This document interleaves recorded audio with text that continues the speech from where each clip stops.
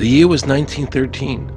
Woodrow Wilson was president, and powerful banking interests, who had been trying for years, finally achieved their long-term goal of a silent coup d'etat by taking control of the American government. The first thing they did to accomplish their takeover was convince Secretary of State Philander Knox to lie to the American people and tell them that the 16th Amendment, the Income Tax Amendment, had been legally ratified by the states when it was not. The bankers knew that this tax would ultimately end up in their pockets. Because of this fraud, the American people were led to believe there was now a tax on their labor. Congress and the President are completely aware of this fraud, and it was even cited in a recent court case.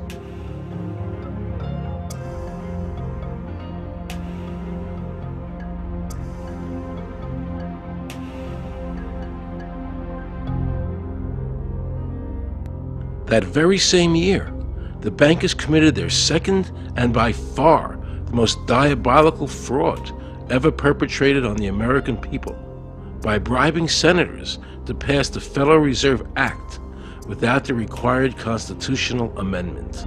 All in favor, say aye. They did this during Christmas vacation, when many senators were home celebrating the holidays with their families. And that's how the unconstitutional Federal Reserve Act came into being.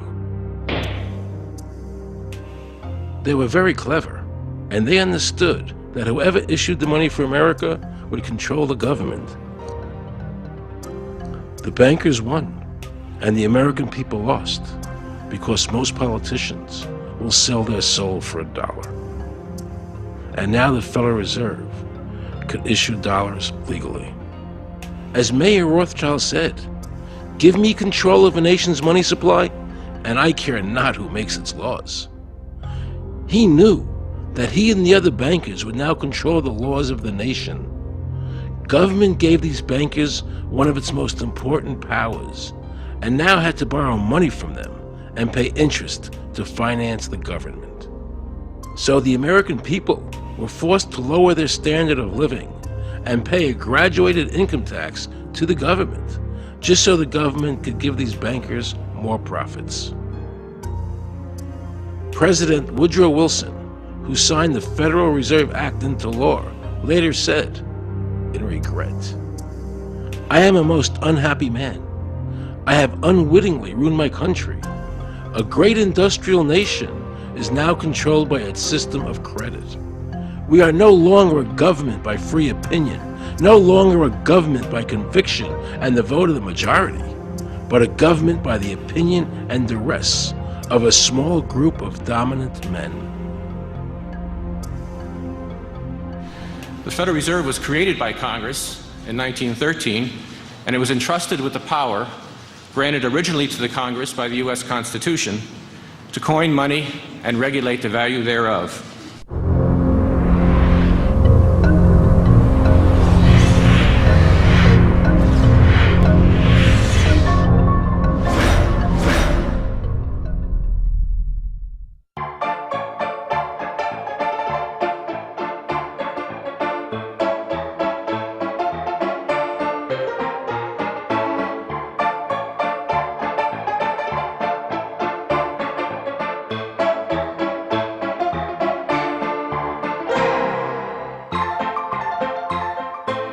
What's your name?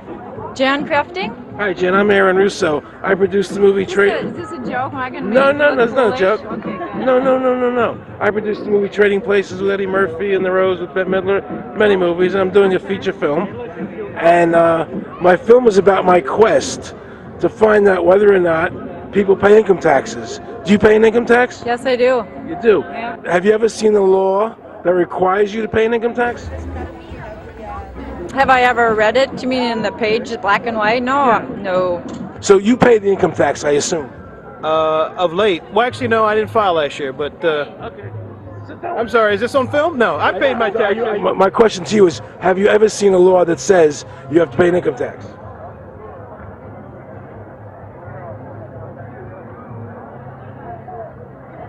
The law is that guy that wears that badge and a gun. That's the one that puts you in jail. That's the law. Actually, I can't stand the IRS. Okay. They're evil. Do you have any fear of the IRS? Not really, because I'm Canadian. I think it's actually unconstitutional, is what I've heard. Right. But to avoid any hassle, I pay it. If there was no law and I wasn't afraid of them coming and taking me to jail, absolutely, I wouldn't pay taxes. Okay, then no, I wouldn't pay income taxes. It's a no-brainer. You wouldn't pay it. I wouldn't pay it. Why would anybody? Because that's what they tell us we must do, else we're bad Americans. Would you pay it? No. Would you pay it? No. Why would you pay taxes if you're an actor? The income tax is not legal because it would be a direct tax and it is not apportioned as the Constitution demands. If it's against the Constitution, then why are we doing it?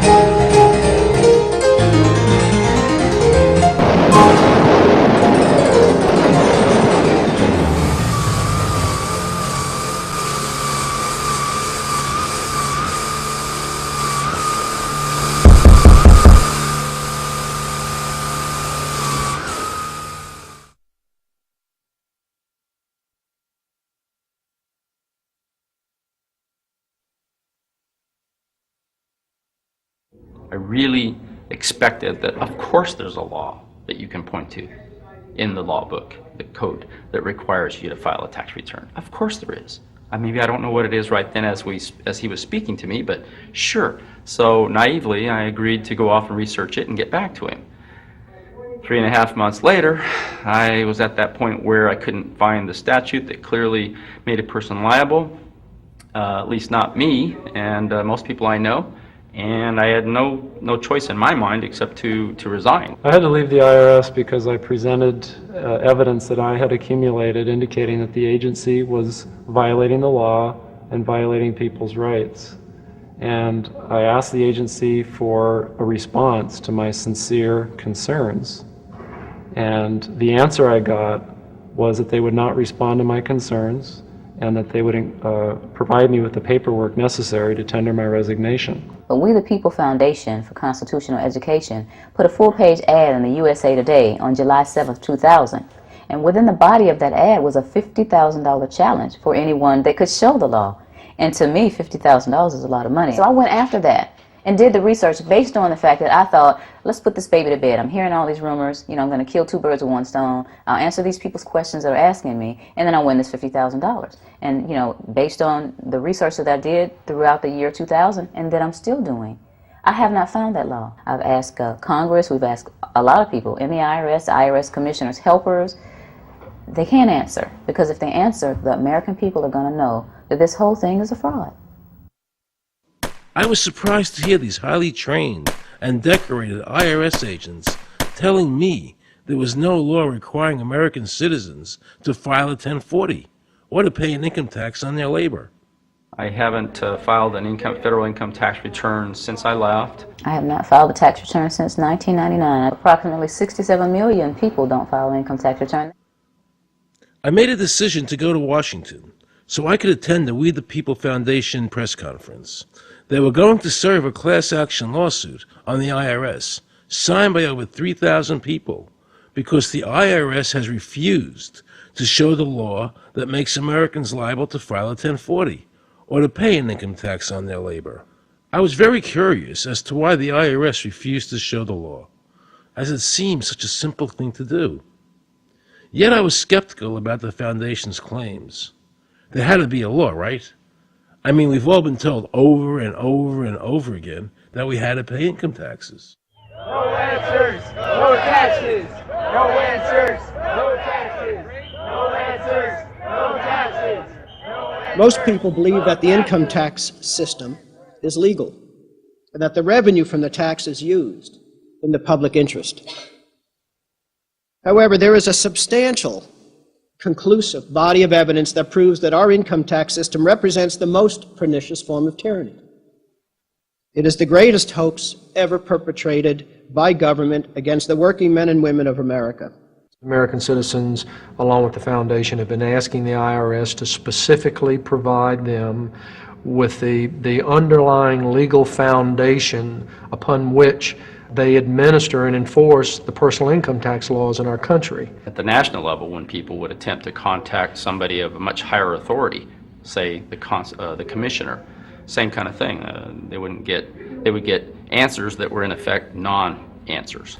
There are a group of people standing outside today who assert that no law requires you to pay taxes and that you will not answer their petition to the government as to whether they're required to pay taxes. Are they required to pay taxes? I've been paying my taxes ever since I had my first job, and I think it's a fundamental construct of our nation that those of us who expect and demand the services from our government that the government provides, be they the protection of our country through the military, or be they the education of our children, or be they the protection of our environment, that we must pay for those services. So yes, I think there is a fundamental obligation, and that it's an understood and well accepted one.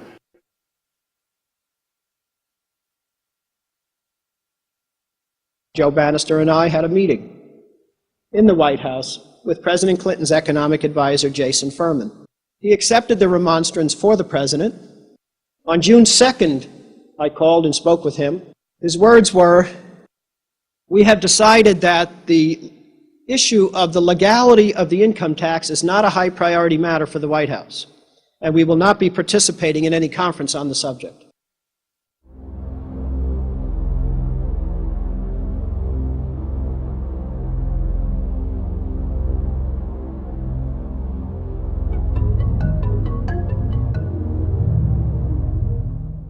I decided not to eat until my death, or until the government agreed to send their experts to meet with the experts from the tax honesty movement.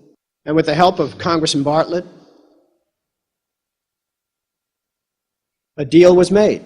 I'm very pleased that through these several trying weeks and now months, that we have secured the agreement of the IRS and the Justice Department, because some of the questions are beyond the purview of IRS, that they will both attend a public symposium where these issues can be formally addressed. Last Thanksgiving, DOJ and IRS notified Congressman Bartlett that they would not participate. Congressman Bartlett then waited until late January. He informed me that he would not be participating. Why do you think you've been able to get away with not paying or filing your income taxes for so long? Well, first of all, I've not gotten away with anything. I'm not hiding from anyone. I'm simply asking the IRS to show me the laws that apparently require me to do these things, and they are suspiciously reticent to answer questions from me, and of course there are millions of other people, many other organizations who have attempted to get answers. They act very suspiciously when asked to simply sit down at the table with the American people and discuss what their obligations are. Right. Rather than pulling up a chair, they pull out a club. As a matter of fact, David K. Johnston of the New York Times asked Terry Lemons of the IRS, why won't the IRS answer the questions set forth in the petitions from the American people? Mr. Lemons' response was, the government is answering the questions through enforcement actions in the courts. This is a very chilling remark on the government's use of brute force instead of civility and logic. The federal government itself refuses to provide the American people who are coercively being subjected to this extraction of their private property without any underlying legal justification. There is no law that requires the average American worker in the private sector to pay a direct, unapportioned tax on their labor and compensation for services. There is no law. The march will stop in front of the IRS building.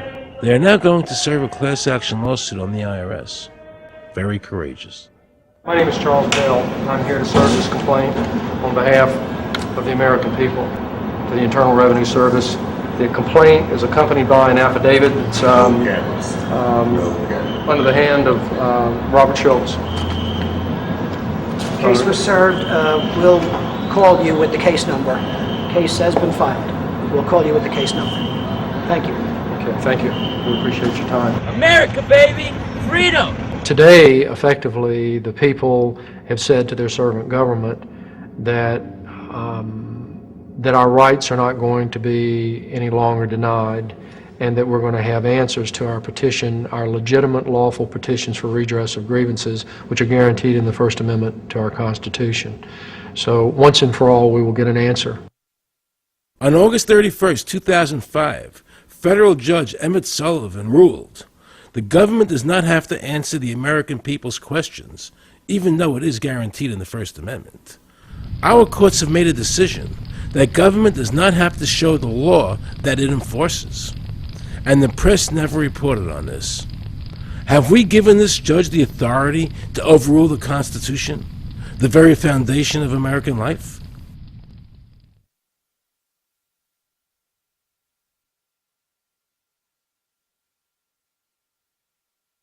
I believe that in both spirit and substance, our tax system has come to be un-American.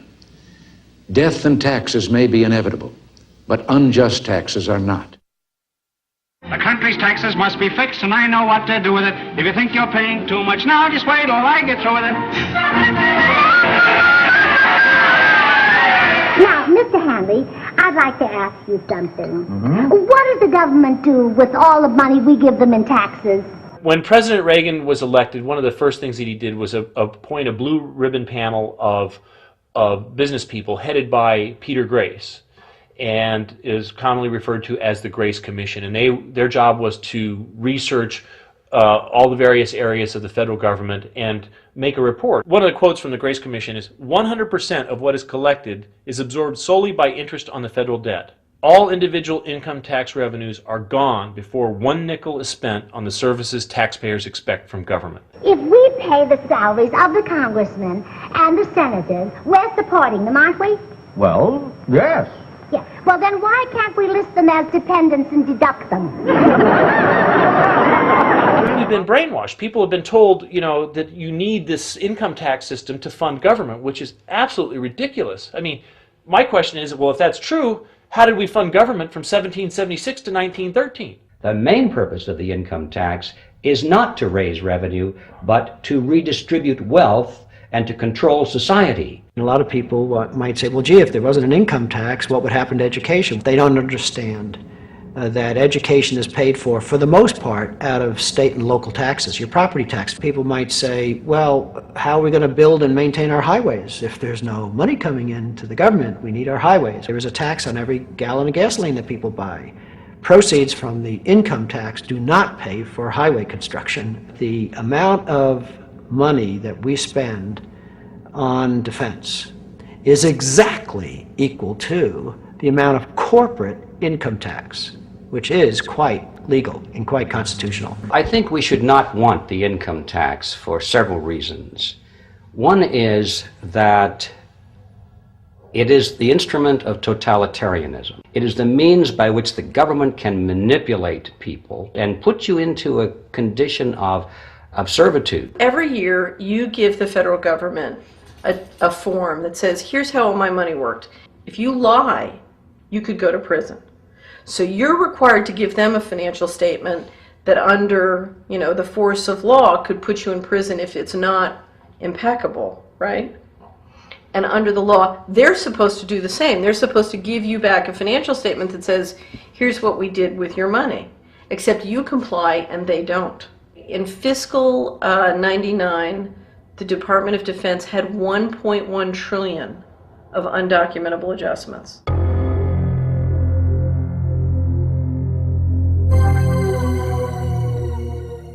The following year, they had 2.3 trillion of undocumentable adjustments.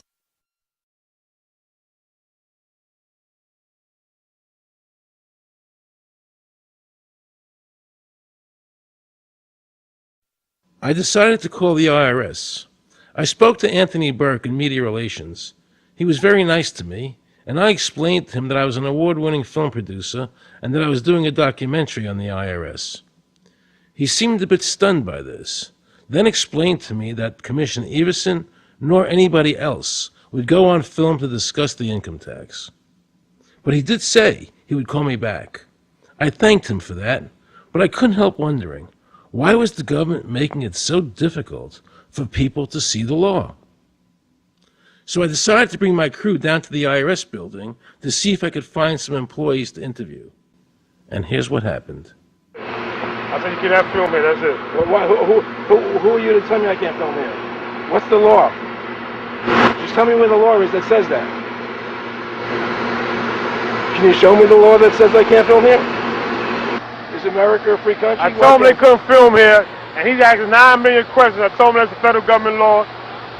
Hey, I told him he couldn't film here. He's telling me he's a citizen and all that, so I couldn't film him. I'm saying, where's the law that says I can't film here? And I'm asking another question, sir. Then Homeland Security showed up, because I was such a threat to Washington. You got a driver's license up? Yeah, I do. Put that away for me. After convincing Homeland Security I really wasn't Osama bin Laden, I kept wishing the IRS would allow me to interview somebody. Why wouldn't they show the law? What were they so nervous about? I began to have a frightening thought. What if it was our own government we had to be afraid of? With that disturbing thought in my mind, I went to see a group of tax experts. You can look through the statutes and look for the law that requires you to pay. And when you do that, you can't identify a law that requires the average person in America who earns a wage and works in private business to pay an income tax. The Constitution allows for two kinds of taxes. They're called direct and indirect. The federal government in the Constitution can tax almost anything, as long as it apportions the tax if it's direct.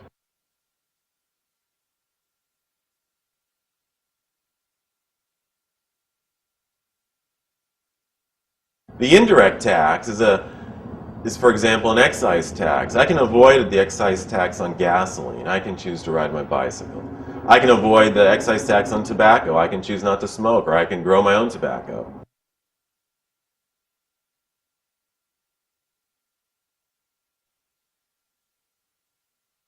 The income tax which is being applied now doesn't meet the criteria of either direct or indirect taxes. The IRS claims that in 1913, the 16th Amendment, the Income Tax Amendment, allowed the government a third form of taxation. What was the Supreme Court's ruling on that? The Supreme Court in the case of Stanton versus Baltic Mining. I mean, what could be clearer than this? The provisions of the 16th Amendment conferred no new power of taxation. The Russo case also said that the 16th Amendment did not impose any new taxes and did not change any of the taxing restrictions of the Constitution. There were also several other major Supreme Court cases in that same period from 1916 up until about 1923. Stratton Independence versus Hobart, Southern Pacific versus Lowe, Bowers versus Curbo Empire, Burnett versus Harmel, Doyle versus Mitchell. It's actually very simple. Congress tried to enact an income tax in 1894. The Supreme Court said that's unconstitutional. When the Supreme Court says something is unconstitutional, it's unconstitutional. They tried again in 1913, and the Supreme Court said the 16th Amendment conferred no new power of taxation. So, if they didn't have it then, and they didn't get it, they don't have it. There is no constitutional basis for a tax on the wages of Americans living and working in the 50 states of the Union. Period. End of argument.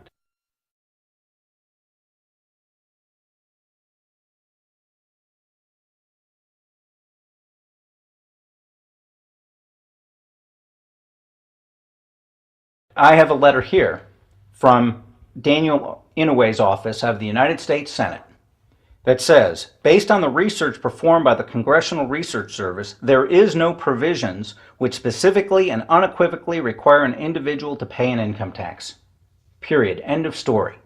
There is no law, and to date, nobody has been able to show that there is a law for the average American citizen working day in and day out to pay an income tax. The definition of income in the Constitution was given in the Eisner versus Montgomery case, and it turns on gains or profits that are made from some activity. Doyle versus Mitchell, 247 U.S. 179, 1918. Here's what he said. The idea of gain or increase arising from corporate activities. In other words, it doesn't mean wages, it doesn't mean dividends, it doesn't mean alimony. It means a gain or a profit arising from corporate activity.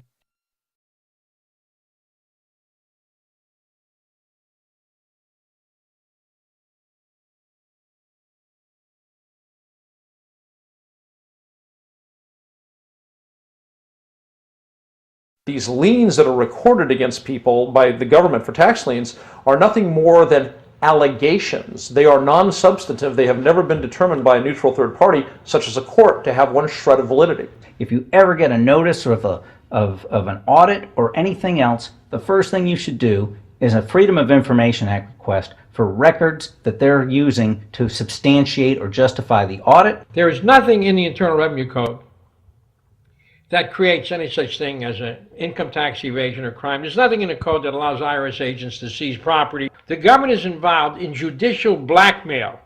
The government knows that if it legally seizes somebody's property, that person doesn't have the funds and he can't even get a lawyer who can help him. I conducted investigations in the Title 18, the Criminal Code, the U.S. Criminal Code.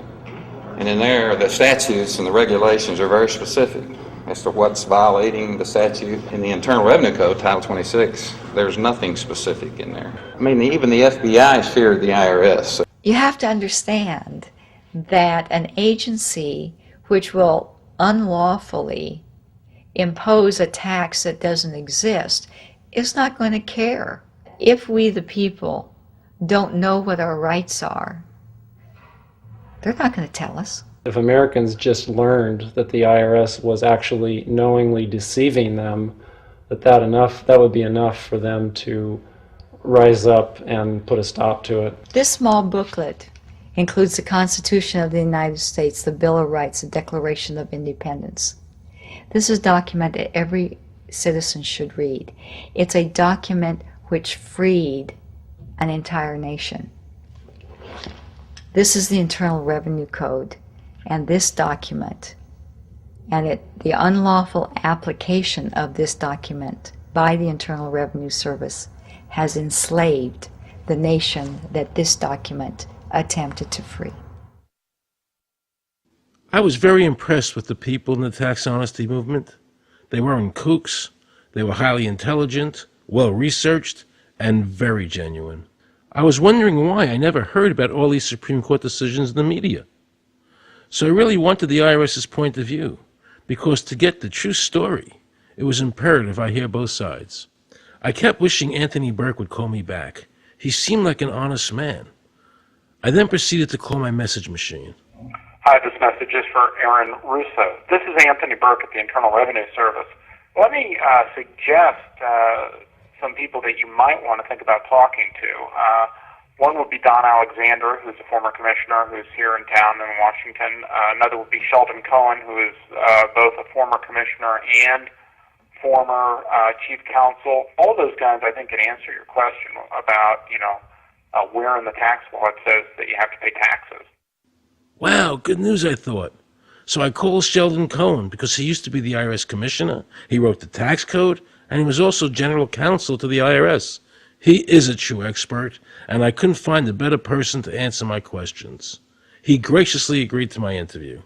The reason I'm doing this documentary is because there are many people in America today who believe that there's no law that requires them to pay an income tax or file a 1040. And there are many people going to jail for it, fighting over it. The Internal Revenue Code is authorized by the 16th Amendment. I think it should be clarified. I think government should be transparent to the people. Why doesn't the IRS commissioner sit down with them and just explain it in clear English? Why? I don't think they really care. They don't think. I think they're just playing word games. You don't think they're sincere people? You know? No, I don't think they're sincere people. What does voluntary compliance mean? And why does the IRS code say it's voluntary to comply, not mandatory? That's a word euphemism we use. We use voluntary compliance when we talk about traffic signals. Most people, at 2 o'clock in the morning, do you stop at a red light? Yeah. Is there a cop there? Sometimes I don't. Well, I do, and most of us do. Most of us do. Right. But that's voluntary compliance. That was a complete perversion of logic. Traffic laws state that it is mandatory to stop at a red light. The IRS code says it's voluntary to comply. Mandatory and voluntary are the complete opposite of each other. Yet he wants us to believe that they mean the same thing.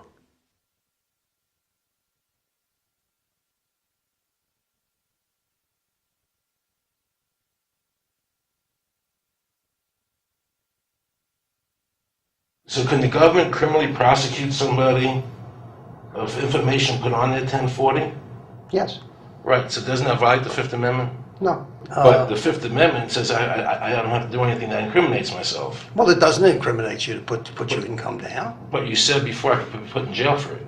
The commissioner wants us to believe that although the IRS demands that you fill out the 1040 and you can go to jail for it, that they are not violating your Fifth Amendment rights of self-incrimination. That is absurd. Isn't it true that the word income is not defined anywhere in the Internal Revenue Code?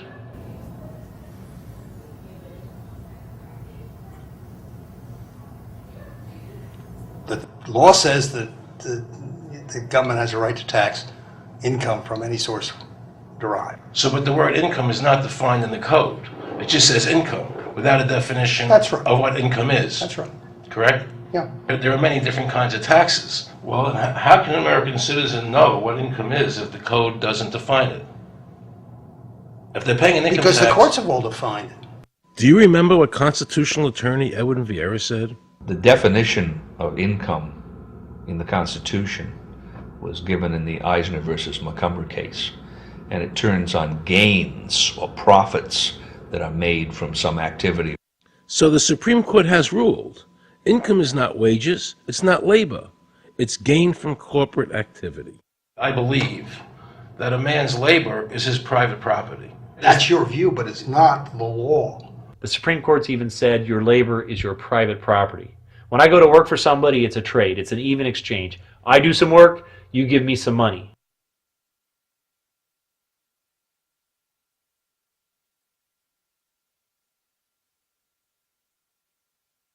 In 1916, we had the Bruchaber case and the Stanton case.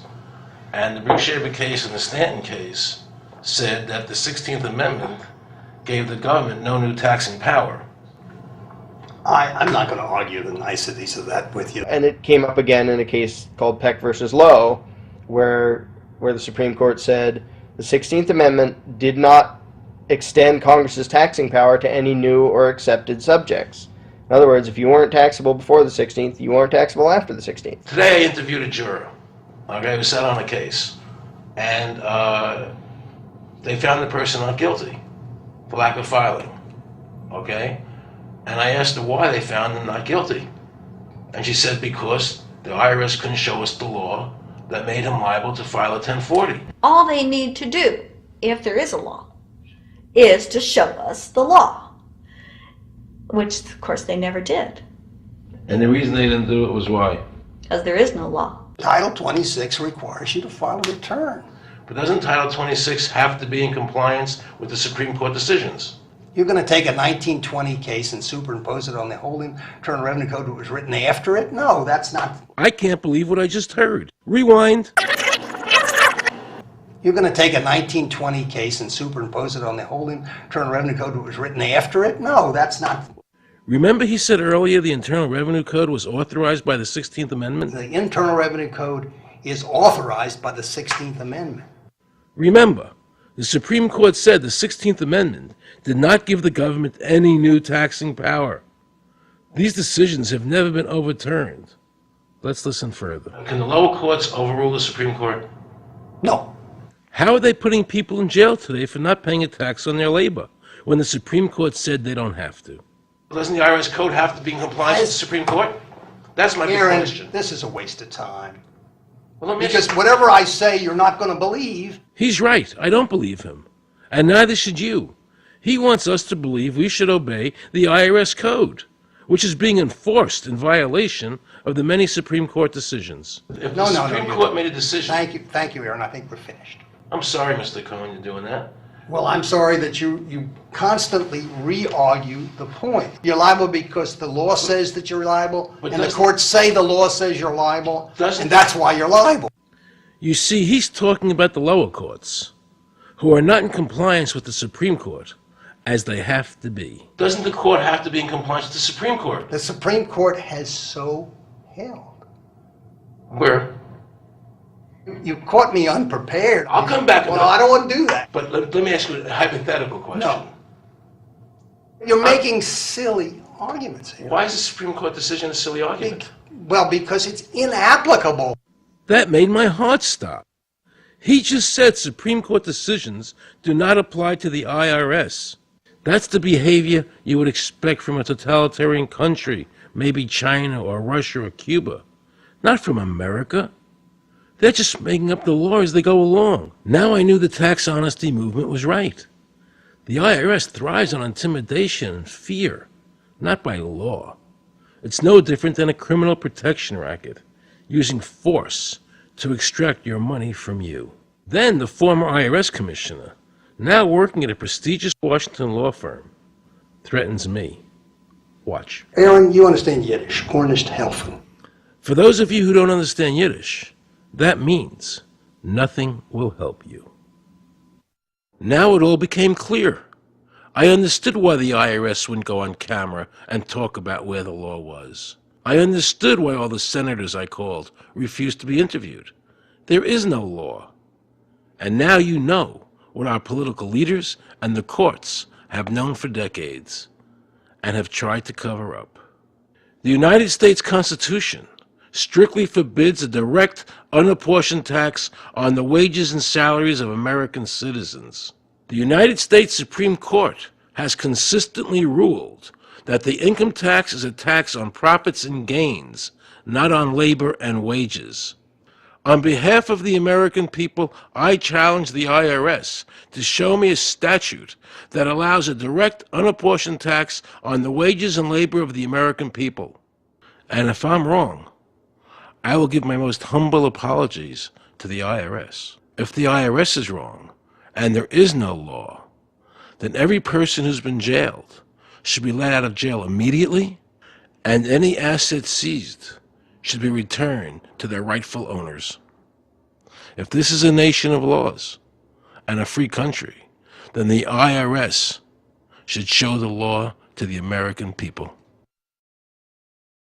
I felt an overwhelming need to understand why juries were finding innocent people guilty of not filing a tax return when there was no law requiring them to do so. So I went to talk to Marcy Brooks, a juror who used her common sense and did not allow the judge to railroad the jury into a guilty verdict.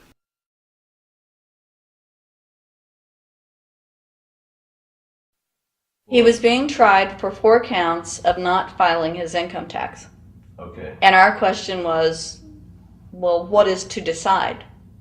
Either he did or he didn't. It never occurred to us that he might actually be innocent while at the same time not filing.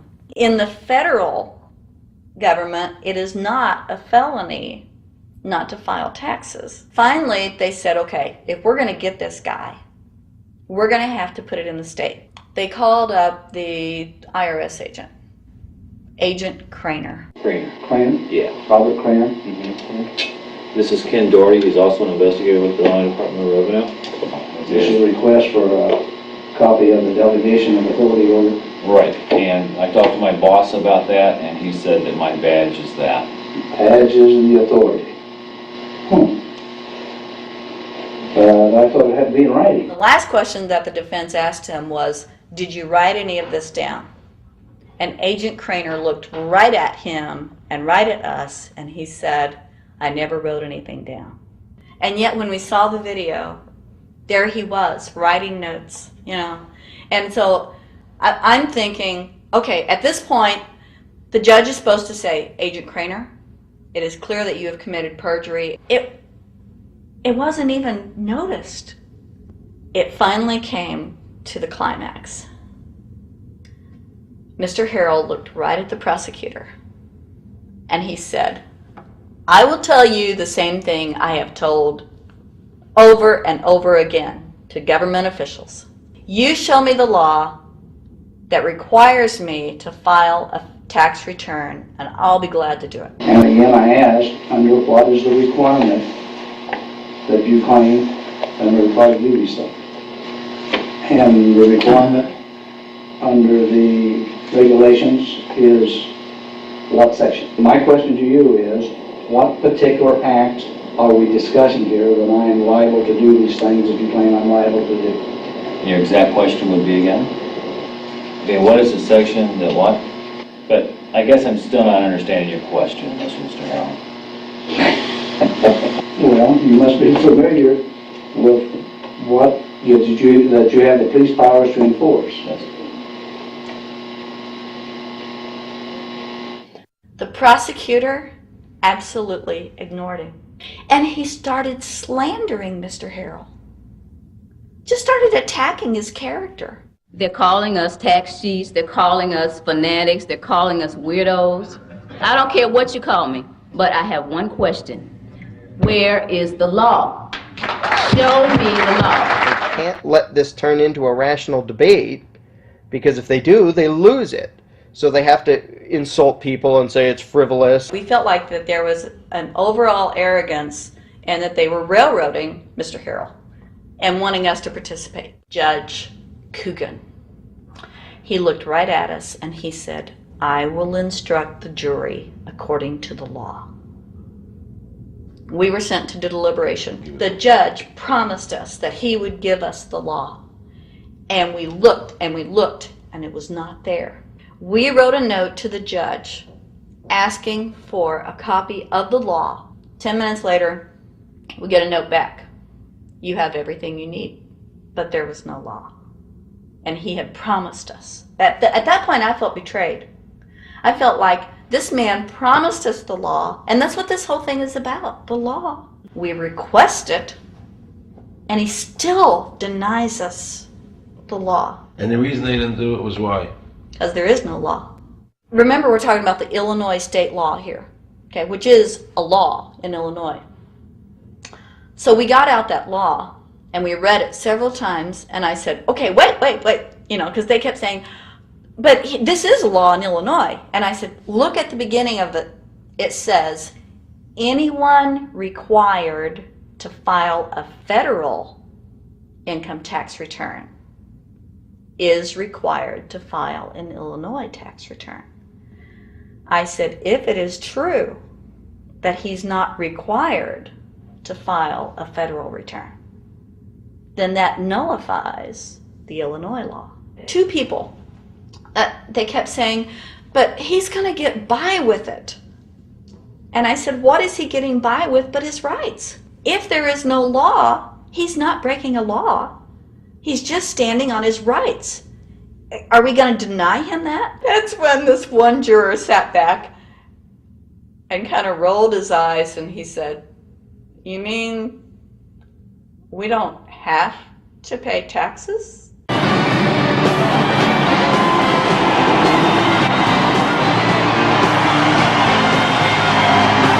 All of a sudden we realized that this trial was much bigger. And the ramifications of this trial were going to be so broad if it actually got out. I mean, it's like we had just discovered this great government secret. And so when we came out for the delivering of the verdict, the judge was, I'm sure, even at this point, I'm sure he still thought we would give a guilty verdict. And the reason I say that is because of the look on his face when the first not guilty was read. His face just turned white. I mean, it's like, I don't believe this. The second time, you could hear people out in the audience, just in the courtroom, just going, wow, and the judge is just getting red in the face. I mean, he was just livid. And the judge got up and left. I sat there and I thought, this truly is a victory for the people. And I have never felt more patriotic.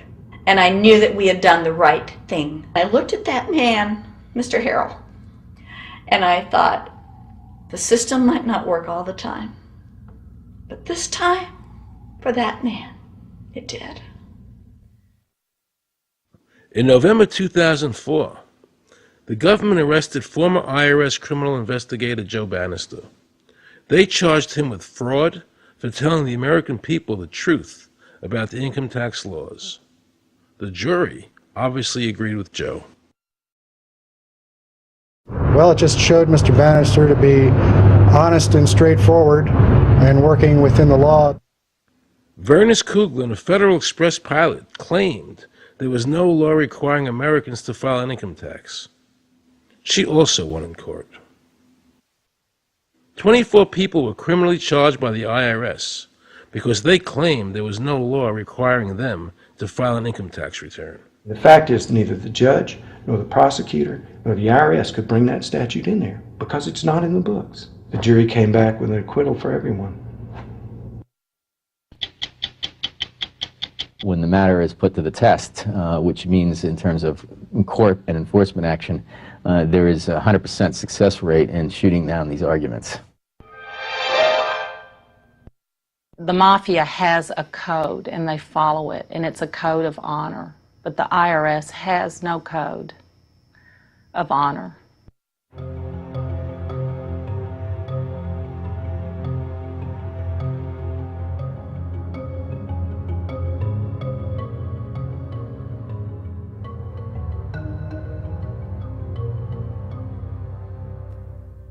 Meet Judge Dawson, a federal judge presiding over the Irwin Schiff tax case, who denied Irwin the ability to prove to a jury that there was no law requiring Americans to file an income tax return.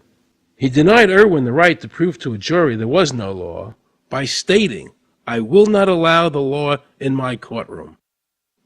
But the judge made sure the government never had to show the law as written by telling the jury, "You must follow the law as I give it to you."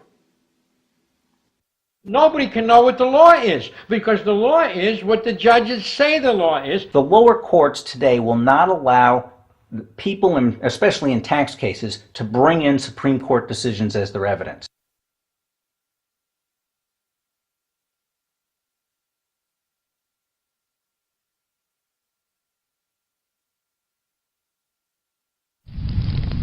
Here we have a federal judge railroading an American citizen by saying Supreme Court decisions are irrelevant. And again, nothing from the press defending our freedoms.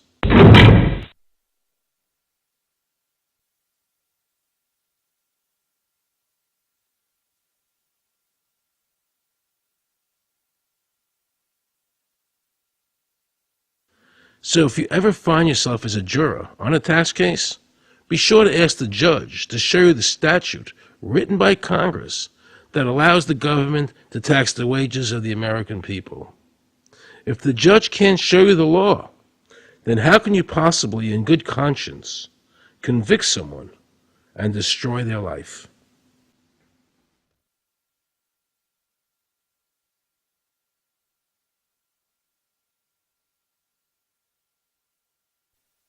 Let's see how the IRS treated one of America's greatest heroes, and someone I cherished as a child. Joe Louis was an American icon. Victorious in his first 27 fights, the Brown Bomber quickly rose to heavyweight champion of the world. His 1938 knockout of German Max Schmeling, who represented Hitler's Aryan ideal, earned him the admiration of millions of Americans. Is watching carefully.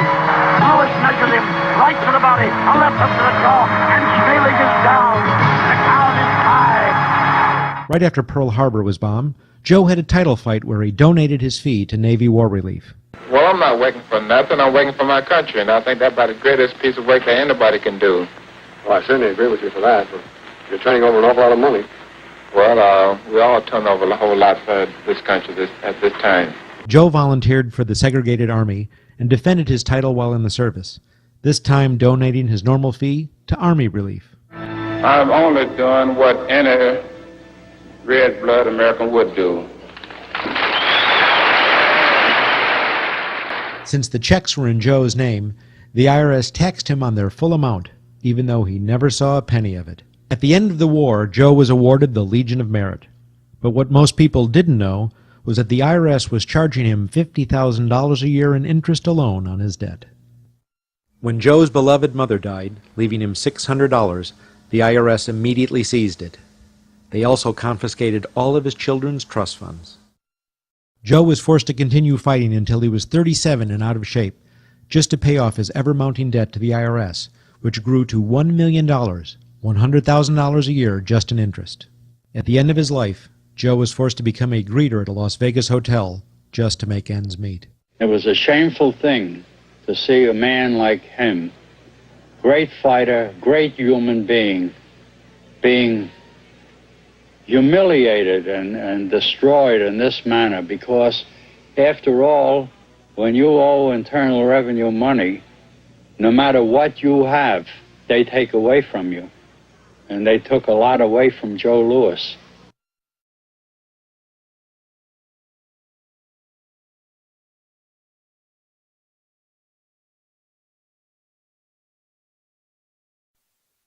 I made a decision to drive to Virginia Beach from Washington because I had heard stories about two law-abiding families who had been brutalized by the IRS. They were falsely accused by their bookkeeper of being drug smugglers and tax cheats. And incredibly to me, without any investigation, the IRS proceeded to raid their place of business and their homes, even though they had done absolutely nothing wrong. On Saturday morning, 4 different raiding parties proceeded to raid 4 locations on a Saturday, the day before Easter. I was the manager on duty, and I was up in the deli, and people came through the door. How many came in the door? Maybe about 15 or 20 people. 15 to 20 Yeah. armed agents. With dogs, with guns. They made me get everybody in the, they went in the kitchen, they went in the deli, they went all over the whole restaurant, told all the customers, took forks out of their hands while they were eating their breakfast, and told them they had to leave.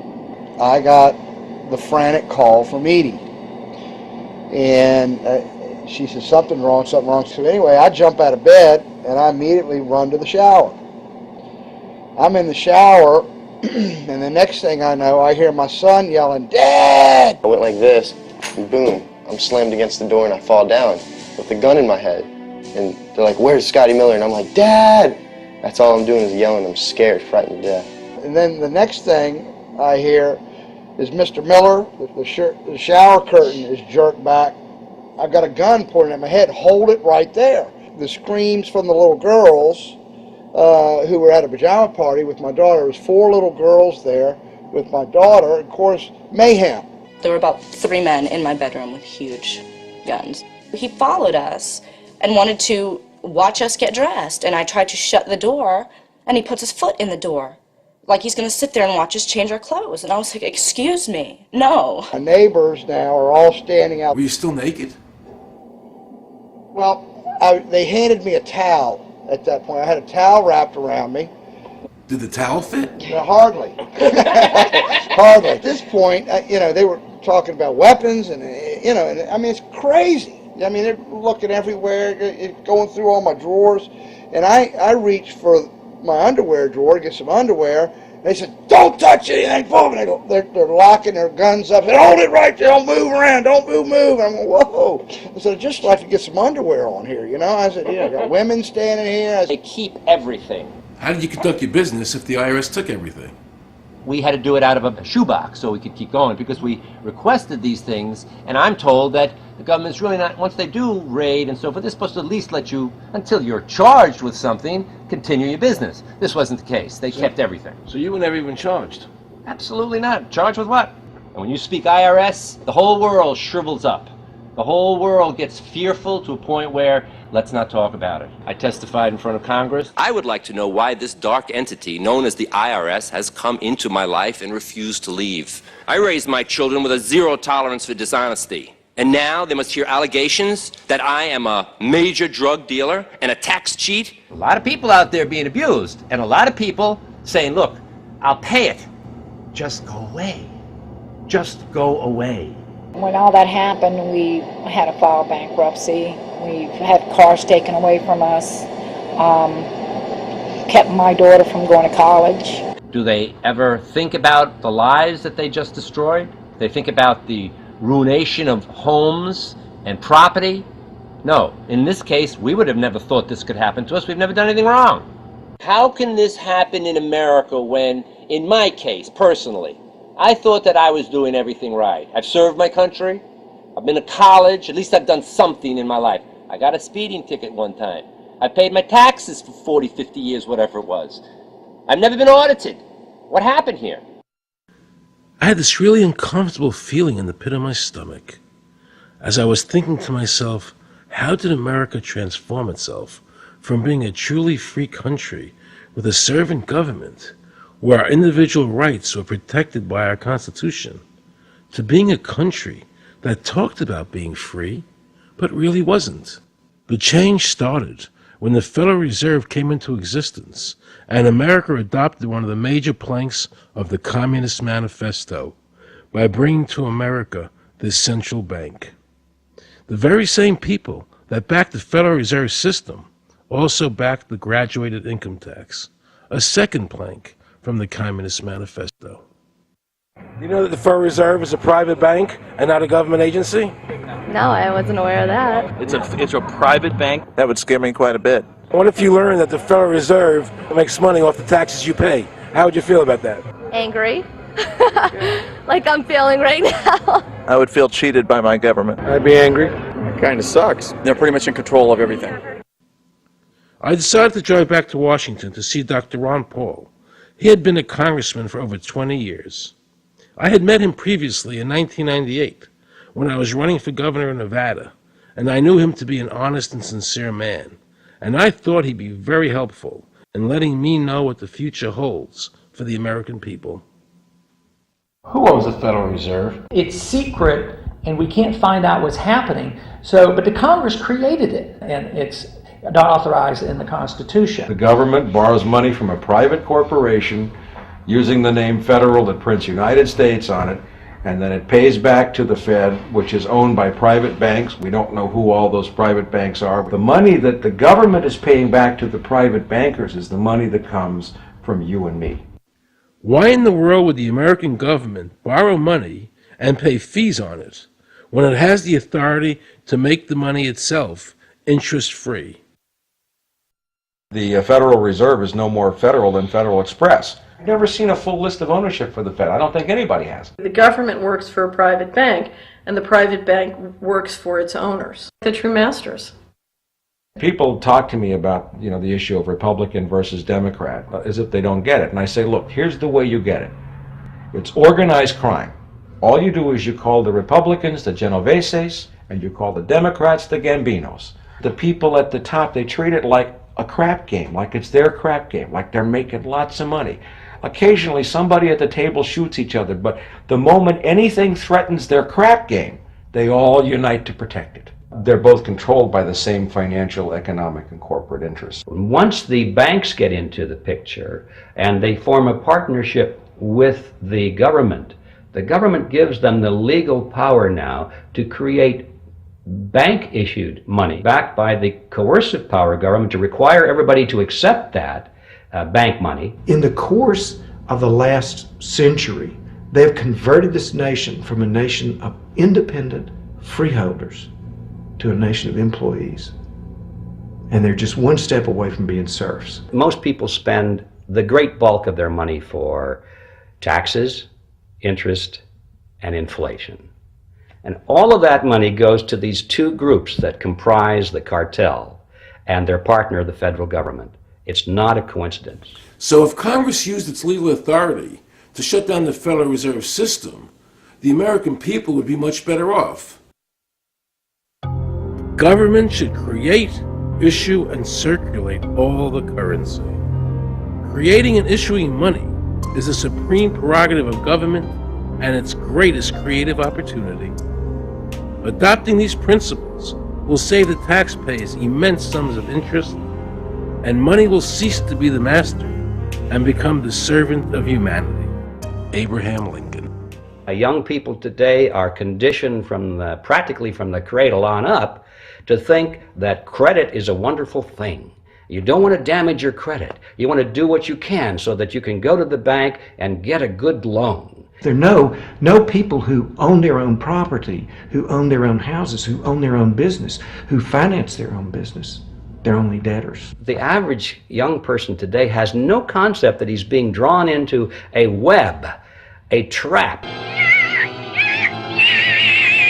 Like he's in the feudalist system, only he's going to like it. He's going to think, this is wonderful. I got my new red Corvette and I'm in debt for the rest of my life, but I'm looking good. A decision was made. You know, let's get all the debt up, let's move the jobs abroad, and instead of re-engineering your skills, we're going to dumb down America, and so the middle class will disappear. Really what most of the people in this country have become is food for the debt machine. When a person borrows money, it puts a noose around their neck and makes them servant to the lender, which is exactly what the Federal Reserve System is designed to do. And now our Congress, so dominated by the banks, is helping them to entrap people even further by passing new bankruptcy laws, making it more difficult for the people to declare bankruptcy and get a fresh start, while at the same time allowing the banks to charge very high rates of interest. This is the way the Democrats and Republicans, working with the banks, legally enslave the nation. Credit card industry is a huge political contributor. And unfortunately, a certain number of... It just seems so, like I say, just bald. You know, this idea that credit card industry gives a lot of money to the government so they will protect them even to the just abject disinterest of their own constituents. That happens kind of a lot. The board of directors of the Federal Reserve System is chosen by the president from a list prepared by the bankers themselves. The process of finding a Greenspan replacement is ongoing and is being managed by a small group of people responsible for coming up with a list of nominees. It's important that whomever I pick is viewed as an independent person from politics. If the American people ever allow the banks to control the issuance of their currency, the banks and corporations that will grow up around them will deprive the people of all property until their children wake up homeless on the continent their fathers conquered. Thomas Jefferson.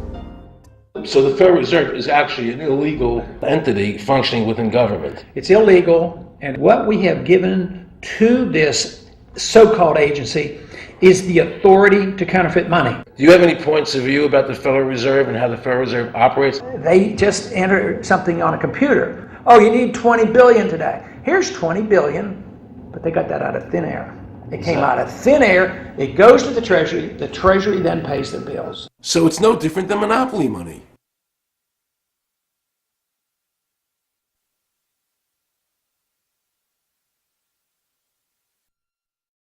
The cost of living is so high today because the Federal Reserve and the federal government have destroyed the purchasing power of the dollar.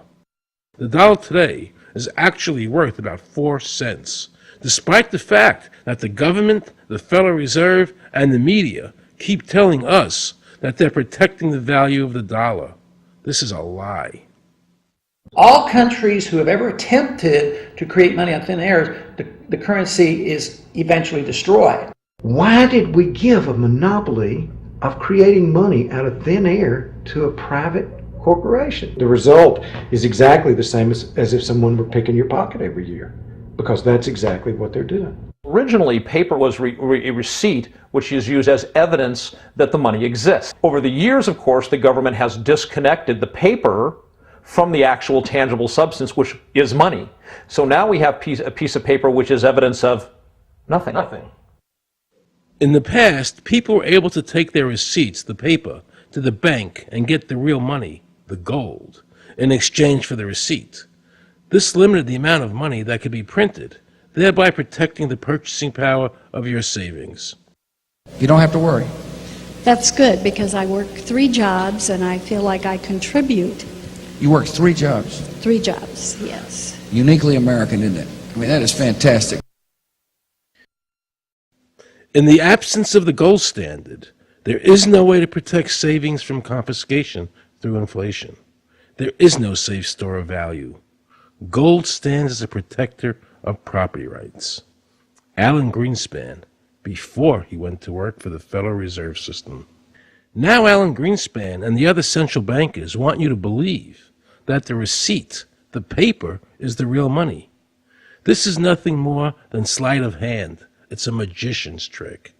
Because for them to maintain control over the government and the people, they have to convince you that this paper is really money, because that is the essence of their power and our powerlessness to maintain control over our own government.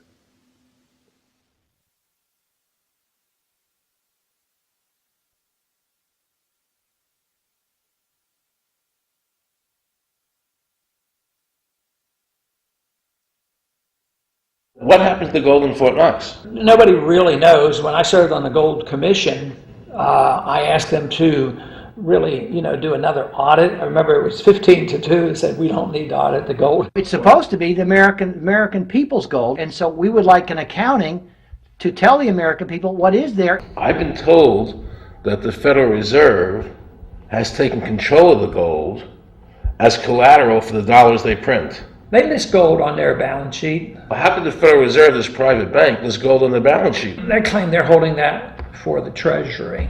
So that puts private bankers in control of the American gold. They could have taken all of America's wealth. That's a possibility. Shouldn't the Congress stand up and say, where is the American people's gold? They're not audited. They control the money of America, and it's not audited? There is no audit. Oh, wait a second. Doesn't the Federal Reserve work underneath the Congress? Congress ignores their responsibility to do any oversight. The president really has no control, nor does the Congress have any control over this cartel. It just has the appearance of control. In the final analysis, the Federal Reserve bankers, with the help of the Democrats and Republicans in Congress, have swindled the American people. They have taken the true wealth of America, the gold, and given us a piece of paper in return. And again, not a word from the press. These frauds are going to continue until Congress is no longer intimidated by the Federal Reserve bankers, and Congress uses their legal authority to shut down the Federal Reserve System and to stop this loss of our freedoms. Is there a law that requires people to file a 1040? Not explicitly, but it's certainly implied. Well, implied by force. Yeah. But is there a law? I can't cite a law, no, I cannot. But, if they think it's the law and they have all the guns, it's an authoritarian approach. Well, yeah, but that's authoritarianism. Yeah. That's not a country run by law.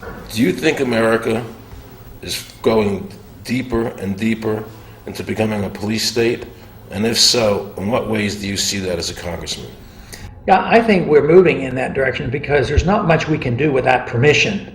The absence of a police state is that people are free, and if you don't commit crimes, you can do what you want. But today, you can't open up a business, you can't develop land, you can hardly do anything. You can't go to the bank, you can't go to the doctor without the government knowing what you're doing.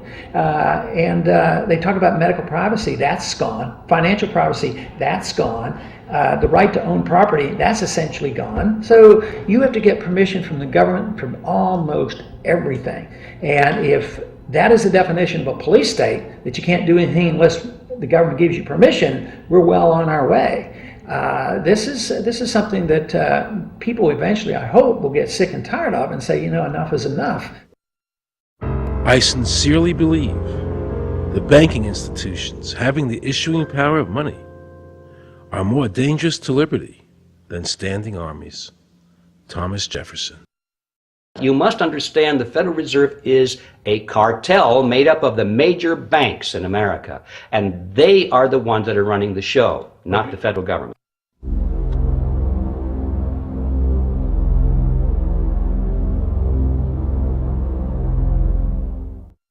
The powers that be behind the system, the financial interests, are able to exercise a disproportionate amount of influence on not only the economic structure of the country, but the political structure.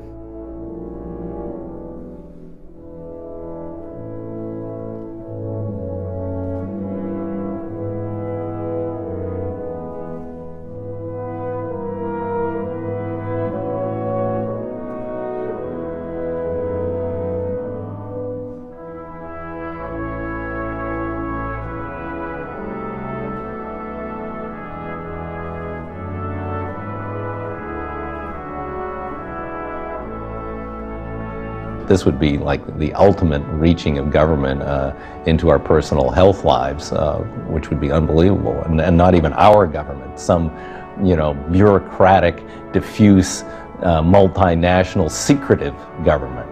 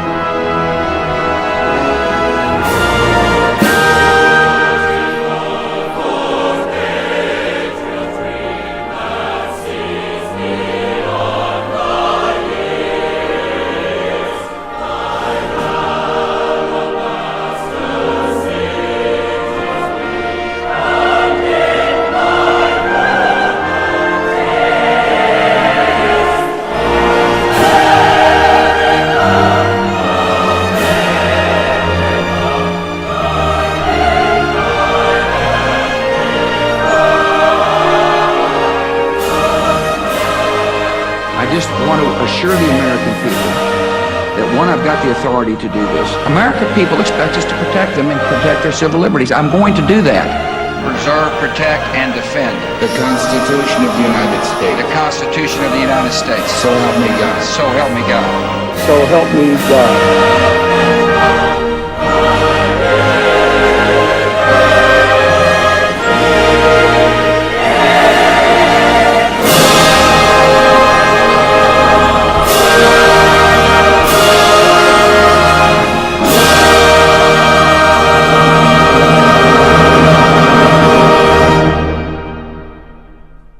What happens if your own government is using more force and more coercion on its own citizens for the purpose of achieving its political ends? Is that government engaged in terrorism? Now let's watch the government add insult to injury to the people of New Orleans.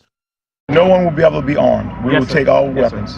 That happened today in this wealthy neighborhood where homeowners had armed themselves to protect their mansions. Residents were handcuffed on the ground.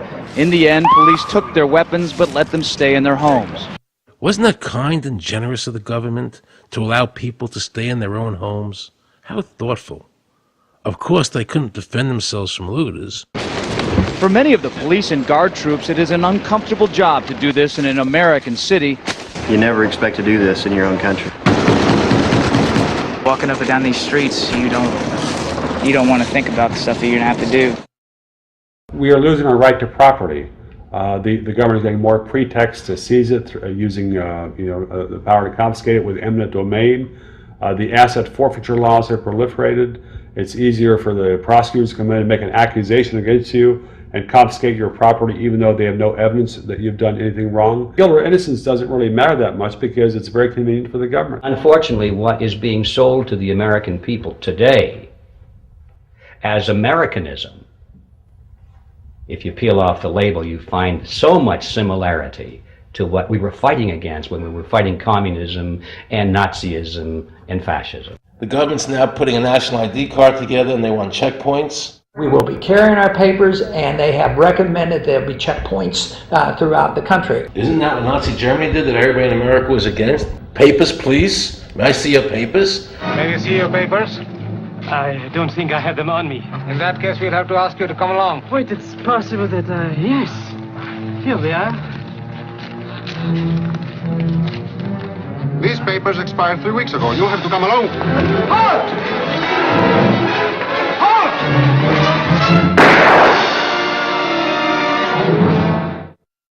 In the new legislation, the national ID card is in it. It takes 3 or 4 pages to describe, and it will be connected with our driver's licenses. The states will be instructed on exactly what they have to do. Social security numbers will be used. Some type of a physical proof, such as fingerprints or retinal prints, have to be on it.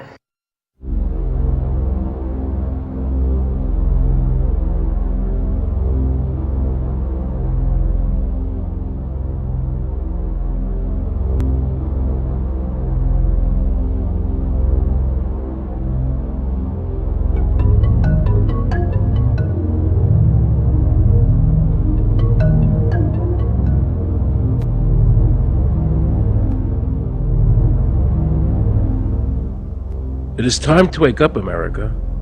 These ID cards are not about defeating terrorism, but they are all about controlling the American people.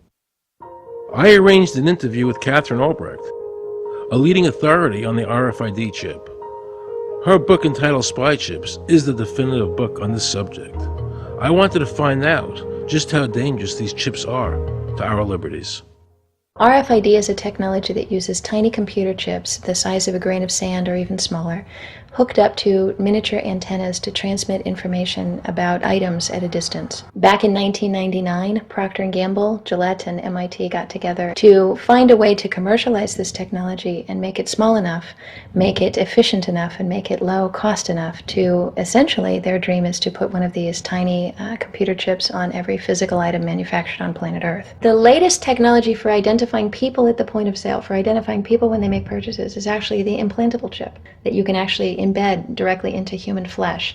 It's a tiny glass capsule about the size of a grain of rice. It contains an RFID computer chip with a coiled antenna, and it can transmit information also at a distance.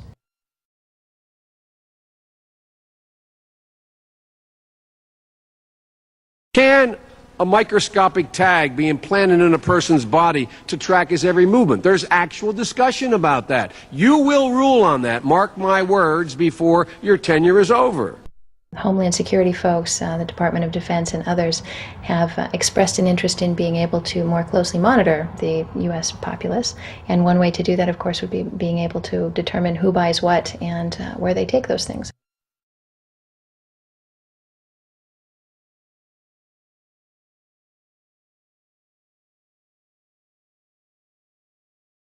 Radio waves can travel through walls, they can travel through wood, they can travel through the things we normally rely on to protect our privacy. For example, your purse, your backpack, your pocket, anything you're wearing or carrying. Kraft Philadelphia cream cheese has been tagged with RFID and sold to consumers, as have Mach 3 razor products and other Gillette razor products, without the knowledge of the consumer. One of the tiny chips could actually even be the dot on the letter I on the back of the fine print on a package that you purchased. They were talking about having reader devices in every airport, on every bus, on every train, on every port, on every dock. One of the most worrisome applications of RFID are proposals to put them into cash, meaning that you would be able to track every banknote, where it had been, who it had been issued to, and create, in essence, an audit trail.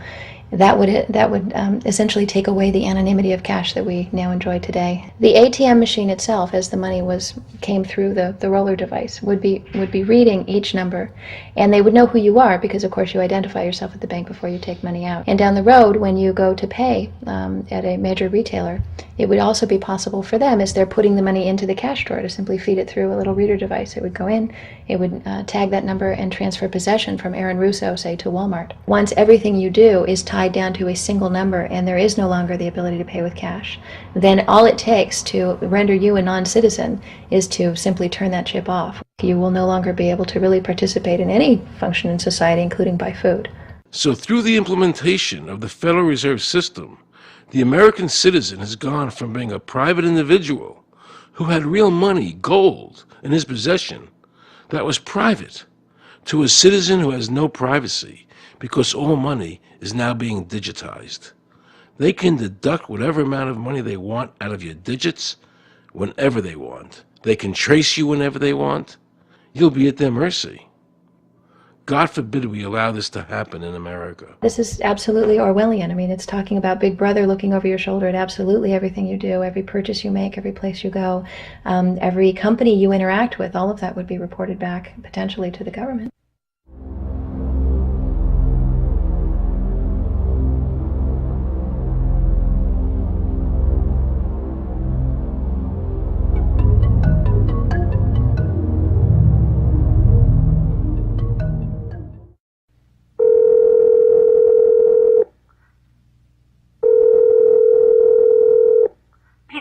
Guaranteed hot in 30 minutes or it's free. This is Mary. May I take your order? Hi, Mary.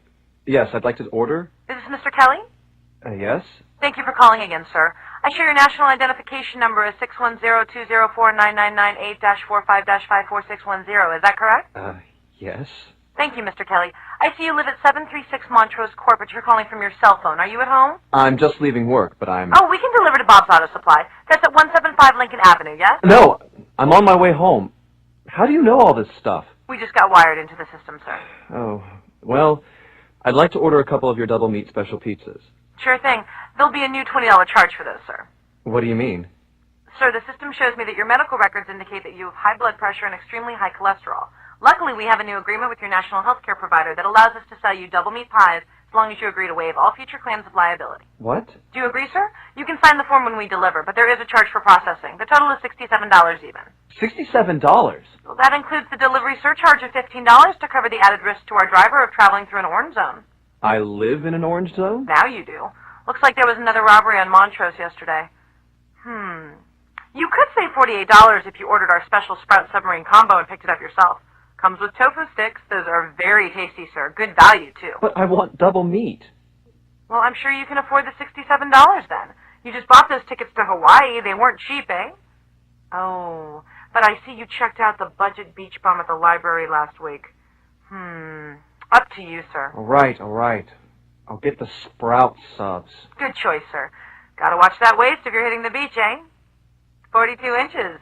Wow. Man, I'd say tofu and sprouts is, like, required. That's how much? Just between you and me, there's a $3 off coupon in this month's Total Men's Fitness magazine. Your wife Betty subscribes to that, right? Anyhow, clip that and it's $19.99 even. Whoa, looks like you maxed out on all your credit cards. Bring cash, okay?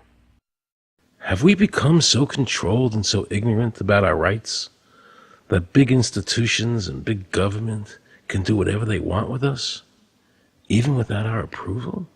I knew for certain the Founding Fathers would resist to the death what is happening in America today.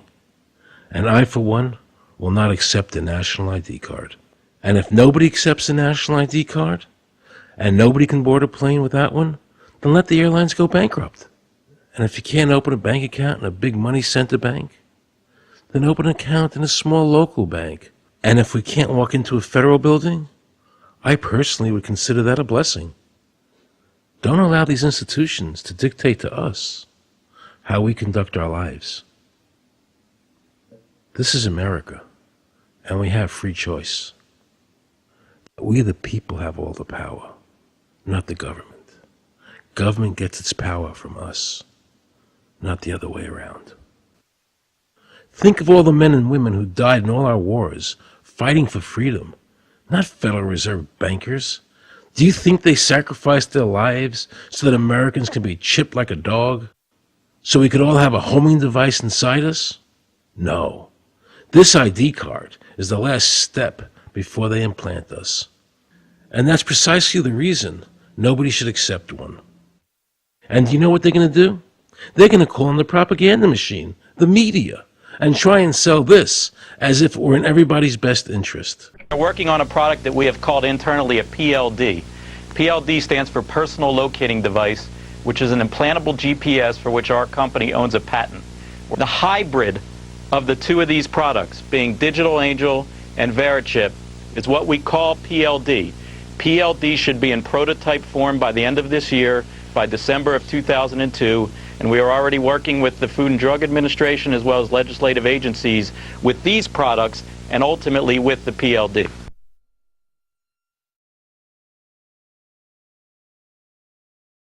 We have a Florida family who are really pioneers in a brave new world. They have volunteered to be the first ever to have microchip identification devices implanted into their body. After 9/11, I was really concerned with the security of my family. I wouldn't mind having something planted permanently in my arm that would identify me. Talk about identification papers. Watch what happens to a woman in Florida whose license was suspended. Get out of the car or I'm going to tase you. The next street off the Secret.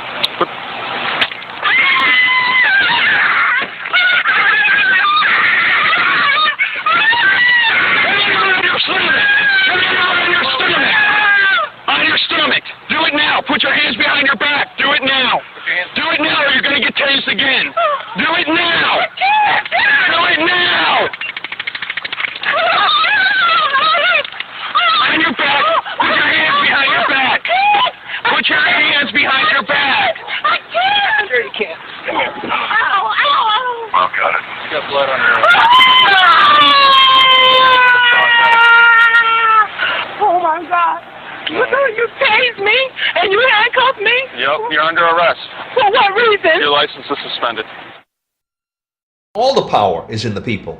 And to the extent that government becomes alienated from the people, does things that people don't want, power is transferred until you finally come to a police state, totalitarian state, whatever word you want to give it, where the desires of the people really have no consequence. They go out and they vote. Doesn't make any difference which candidate they elect. I'm a programmer. I worked for NASA, worked for ExxonMobil, worked for Florida Department of Transportation. Mr. Curtis, are there programs that can be used to secretly fix elections? Yes. How do you know that to be the case? Because in October of 2000, I wrote a prototype for President Congressman Tom Feeney at the company I worked for in Oviedo, Florida, that did just that. And when you say did just that, it would rig an election? It would flip the vote 51-49 to whoever you wanted it to go to and whichever race you wanted to win. And would that program that you designed be something that elections officials that might be on county boards of elections could detect? They'd never see it. So how would such a program, a secret program that fixes the election, how could it be detected? You would have to view it either in the source code or you'd have to have a receipt and then count the hard paper against the actual vote total. Other than that, you won't see it.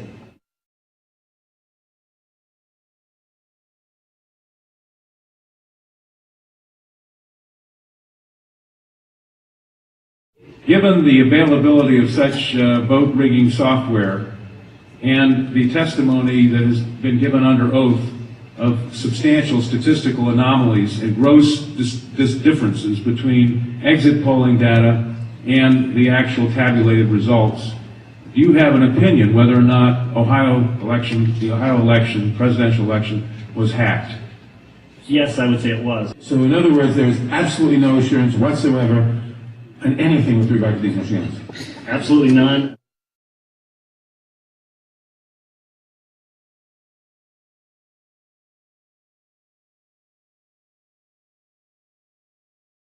Anybody who trusts electronic voting machines should have their head examined.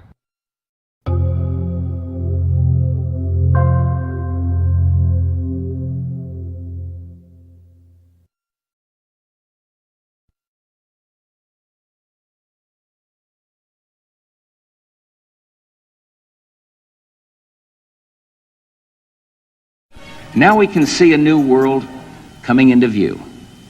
A world in which there is the very real prospect of a new world order. The New World Order will be built, an end run on national sovereignty, eroding it piece by piece, will accomplish much more than the old-fashioned frontal assault, Council on Foreign Relations. We shall have world government, whether or not we like it. The only question is, whether world government will be achieved by conquest or consent. Paul Warburg, Counsel on Foreign Relations and architect of the Federal Reserve System. There's a group that get together internationally and they sort of play God with our money. You think that's part of what George Bush said was the One World Order? They can't have a new world order only with a world police, military. Right. I think the financial system ultimately is even more important than the guns.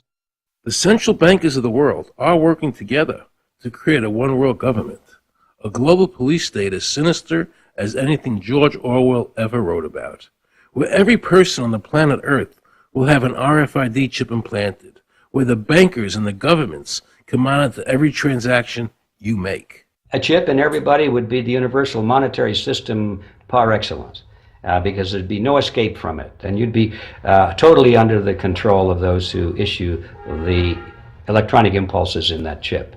Their strategies are being accomplished through the World Trade Organization, the International Monetary Fund, and the Bank for International Settlements, which is the central bank for all the central banks of the world. Most people don't have a clue that these unelected private bankers actually control the governments of the world.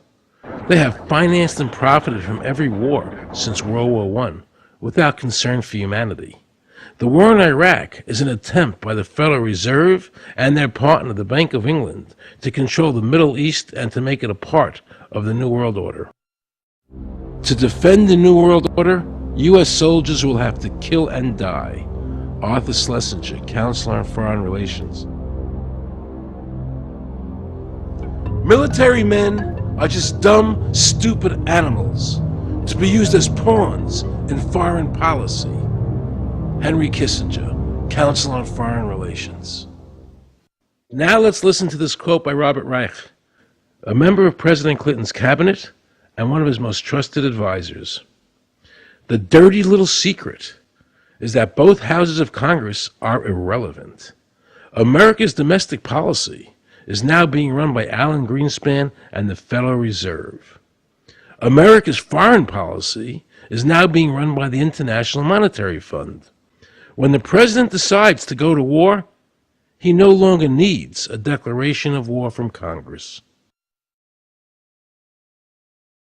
Dr. Carol Quigley, professor from Georgetown University, who was also President Clinton's mentor, said in his book, Tragedy and Hope, the powers of financial capitalism had a far-reaching aim, nothing less than to create a world system of financial control in private hands, able to dominate the political system of each country and the economy of the world as a whole.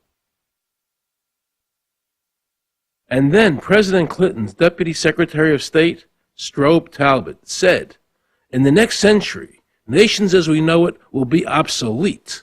All states will recognize a single global authority. All these supposed free trade agreements, NAFTA, GATT, CAFTA, are truly nothing more than the governments of the world and the central banks working together to create a one-world government. They are not free trade. These treaties are government-managed trade, and they are destroying the American worker. Through these treaties, the bankers are actually beginning to control the laws of the world. The fact is that this relationship between the bankers, the government, and the huge multinational corporations is the very reason why the government no longer enforces its immigration laws.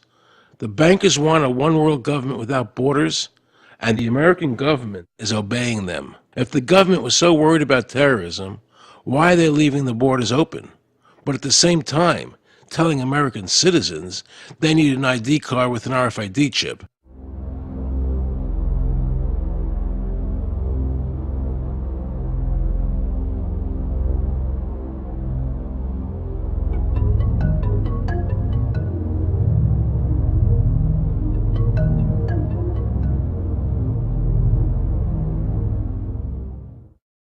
The Bush administration's open borders policy and its decision to ignore the enforcement of this country's immigration laws is part of a broader agenda.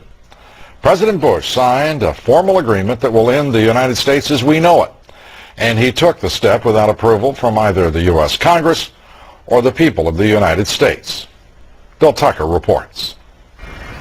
The Security and Prosperity Partnership of North America sounds benign, hardly like a policy that critics call NAFTA on steroids. It's a deal that few have even heard of. It's being done again by very few people at the very top on behalf of the investment class, but the working class of people, political officials across our country, from communities, from cities and so forth, they don't know anything about this. Yet it was agreed to by Mexico's President Fox, Canada's Prime Minister Martin, and President Bush in 2005. Administration officials counter their critics by saying everything about SPP is on the White House website. And they say the partnership is not a treaty, but more of an outline of priorities between the United States, Mexico, and Canada. Still, some wonder why there haven't been public discussions about the goals being pursued. You know, I was asked the other day about whether or not I really thought the American people had the stomach to stand up and stop this nonsense, this direction from a group of elites in absolute contravention of our law, of our Constitution, every national value. And I hope, I pray that I'm right when I said yes. But this is beyond belief. Look what happened in Europe. The people that voted down the European Constitution wanting each country to stay sovereign. Yet the private central bankers are pushing the governments forward to make this Constitution happen, even though the people voted against it and clearly do not want a world government nor a one European government.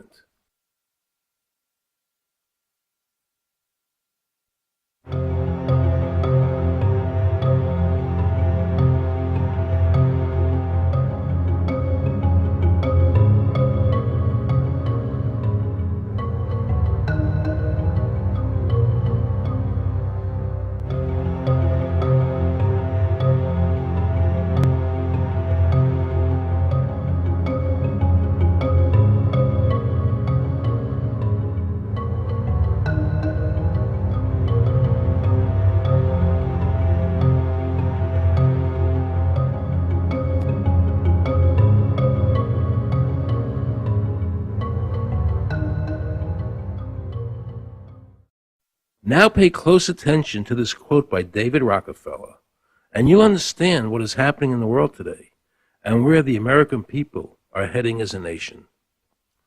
We are grateful to the Washington Post, the New York Times, Time Magazine, and other great publications whose directors have attended our meetings and respected their promises of discretion for almost 40 years. It would have been impossible for us to develop our plan for the world if we had been subjected to the lights of publicity during those years. But now, the world is more sophisticated and prepared to march towards a world government.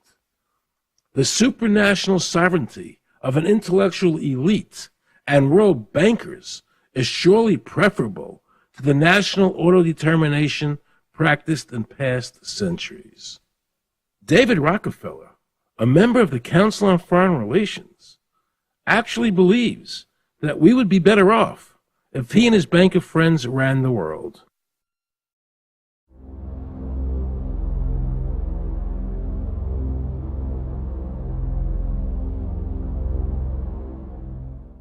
Benito Mussolini had a great quote about fascism. He said that fascism should be called corporatism more properly because it's the perfect merger of power between the corporation and the state. That's how we define fascism. And that's what we're seeing here. The media controls the information that a person gets. In various ways, they can make sure that the average American watching the tube or reading the newspaper is going to come out with a certain mindset. He's going to say, this is good, that's bad, and that's all they have to do. You look at the ownership of corporate media in this country. Who owns CBS? Viacom? Who owns NBC? GE? Who owns ABC? Disney? Americans have been taught to expect their salvation from government instead of recognizing government as the most dangerous threat they'll face in their lives. And the United States putting together a constitution now for Iraq. You know, why don't we just give them ours? I mean, think about it. It served us well for over 200 years, and we don't appear to be using it anymore, so what the hell?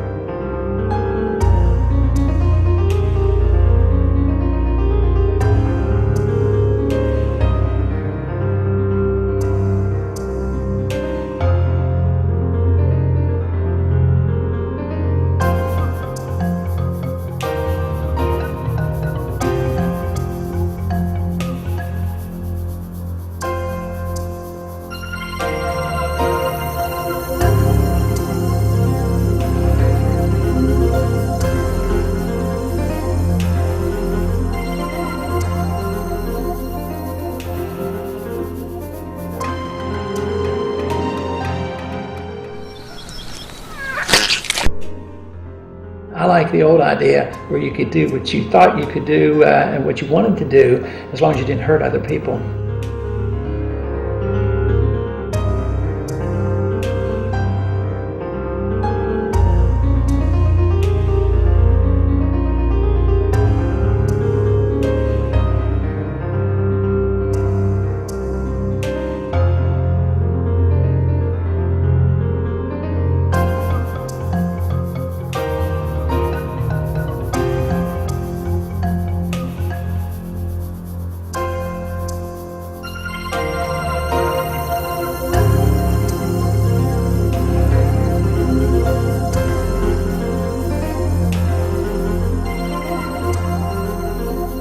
I think that the ultimate choice that's being presented to mankind is that it's time to either evolve or perish.